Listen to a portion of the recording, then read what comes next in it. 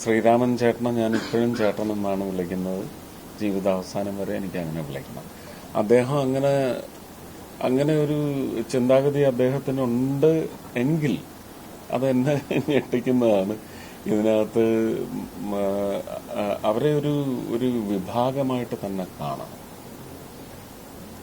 ഇതിനെ സംബന്ധിച്ച് കഴിഞ്ഞ ദിവസം കേന്ദ്ര ഗവൺമെന്റിന്റെ ഫണ്ട് വിതരണം ചെയ്യുന്ന വേദിയിൽ വെച്ച് തൃശ്ശൂര് ആരാധ്യയായ മേയർ പറഞ്ഞ വരികൾ വളരെ പ്രധാനമാണ്.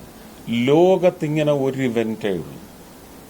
കാലത്ത് 5 മണി തൊട്ട് നമ്മൾ ഈ പറയുന്ന ഇനാമൽ പെയിന്റ് വെച്ച് പല സംഘങ്ങളും ഇപ്പോൾ ചില മാനുഷിക പരിഗണന അല്ലെങ്കിൽ നാളെ ഉണ്ടാകാവുന്ന ഒരു നിയമവും ഒക്കെ ഭയന്നിട്ട് നാച്ചുറൽ കളേഴ്സ് ഉപയോഗിക്കുന്നുണ്ട്. പക്ഷെ ആ നാച്ചുറൽ കളേഴ്സ് നിൽക്കത്തില്ല. ഭയങ്കര എക്സസീവ് പ്രൊഫ്യൂസ് സ്വെറ്റിംഗ് ആയിരിക്കും.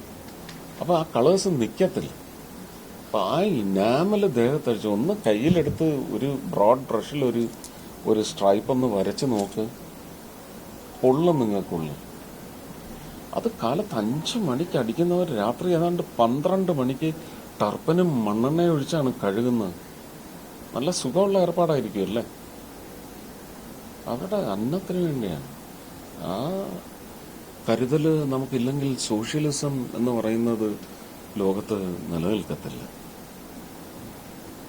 Socialism is a very valuable emotion.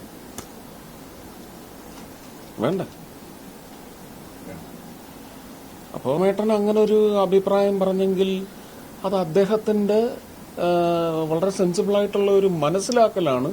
അദ്ദേഹം അങ്ങനെ ഒരു അഭിപ്രായം പറഞ്ഞതിനോട് 99% പേർക്കും യോജിക്കാൻ പറ്റുന്നില്ലെങ്കിൽ നമ്മളത് ശ്രദ്ധിക്കാതിരിക്കുക.